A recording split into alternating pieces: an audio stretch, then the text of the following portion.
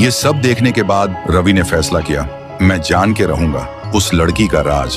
फिर वो घर जाने लगता है। तभी उसे रास्ते में कुछ लड़कों की लाशें मिलती हैं। किसी के पैर नहीं, किसी के हाथ नहीं, तो किसी का सिर ही नहीं।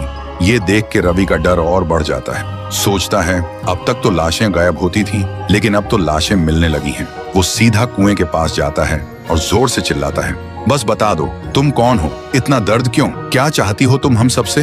तभी कुएं के अंदर से वो लड़की निकलती है, आंखों में आग लेकर बोलती है, तू यहाँ क्यों आया है, क्यों जानना चाहता है सब कुछ, ये मेरी लड़ाई है, तू बीच में मत आ। और वो लड़की वापस कुएं में चली जाती है। रवि सोचता है इसके साथ जरूर कुछ बहुत बुरा हुआ है। अगली सुबह रवि गांव वालों को इकट्ठा करता है और बोलते हैं, अगर किसी को कुछ पता है तो अब बता दो, वरना इस बार कुछ ज्यादा ही भयानक हो सकता है। गांव वाले रोते हुए कहते हैं, उसके बारे में हमें कुछ नहीं पता। फिर रात होती है और इस बार वो लड़की सीधा लोगों के घर में घुस जाती है, लड़कों को मारने के लिए। हर तरफ सिर्फ चीखें थीं, लोग डर के मारे इधर उधर भाग रहे थे। तभी रवि उस लड़की के सामने आ जाता है और लड़की उसे जोर का एक थप्पड़ मार देती है। रवि बेहोश हो जाता है।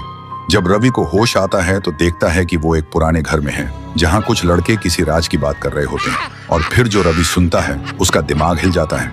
वो लड़की कोई और नहीं, गांव की ही एक सीधी साधी और मासूम अनाथ लड़की थी। नाम था मीरा।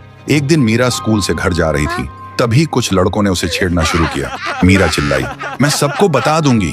तभी उन दरिंदों ने उसे उठाया और जिंदा कुएं में फेंक दिया। वो चिल्लाती रही मगर किसी ने नहीं सुनी उसकी चीख। और मरने से पहले मीरा ने एक श्राप दिया, जब मेरी चीख कोई नहीं सुन सका तो अब हर चीख में सिर्फ मौत होगी। गांव के हर लड़के को मैं ले जाऊंगी एक एक करके। इस सब सुनते ही रवि घबरा जाता है। अब वो सब कुछ समझ जाता है, ये बदला है, एक आत्मा का बदला। अगली सुबह रवि पूरे गांव को सच बताता है।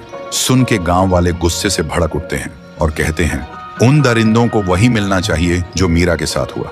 फिर गांव वाले उन दरिंदों को पुलिस के हवाले कर देते हैं और रात को पूरा गांव कुएं के पास इकट्ठा होता है। सब रो रो के कहते हैं, मीरा तुम्हारे गुनहगारों को अब सजा मिल चुकी है, अब हमें छोड़ दो।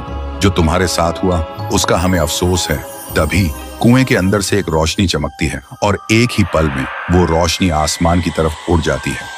तब से गांव के लोग सुकून से जी रहे थे।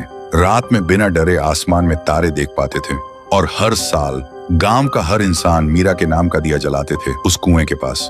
तो दोस्तों, अगर तुम एक अच्छे इंसान हो और तुमने मीरा के दर्द को दिल से महसूस किया है तो इस वीडियो को लाइक करो और कमेंट में एक दिया जरूर छोड़ना।